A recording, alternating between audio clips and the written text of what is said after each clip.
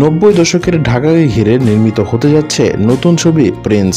Action, romance, আবেগ আর পারিবারিক টানাপোড়েনের মিশেলে তৈরি এই ছবিটি আগামী ঈদ উল ফিতরে মুক্তির লক্ষ্যে কাজ শুরু করেছে নির্মাতারা। ছবির কেন্দ্রীয় চরিত্রে থাকছেন ঢালিউডের সুপারস্টার শাকিব খান। শাকিব বর্তমানে যুক্তরাষ্ট্রে অবস্থান করছেন। সেখান থেকে দেশে ফিরে তিনি প্রথমে সোলজার নামে একটি ছবির শুটিং শুরু করবেন। এরপরেই ক্যামেরার সামনে দাঁড়াবেন প্রিন্স নিয়ে। যদিও ছবির নায়িকা কে হচ্ছেন তা নিয়ে এখনো আনুষ্ঠানিক ঘোষণা আসেনি। শোনা যাচ্ছে নাফিসা তুষির সঙ্গে প্রাথমিকভাবে কথা হলেও তা চূড়ান্ত হয়নি।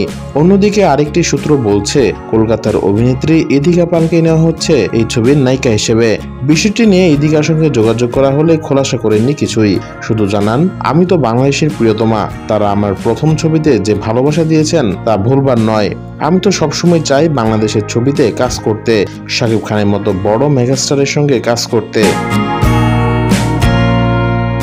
ঢাকায় ছবির দর্শকের কাছে ইদিকার পরিচিতি আসে শাকিব খানের সঙ্গেই। 2023 সালের সুপারহিট ছবি প্রিয়তমা দিয়ে তার চলচ্চিত্রে অভিষেক। এরপর চলতি বছরের রোজার ঈদে বরবাদ ছবিতে আবারও শাকিব ইদিকা জুটি সাফল্য পায়। ঢাকার পাশাপাশি কলকাতাতেও নিয়মিত কাজ করছেন এই নায়িকা। দেবের সঙ্গে তার খাদান ছবি দর্শকপ্রিয়তা পায়।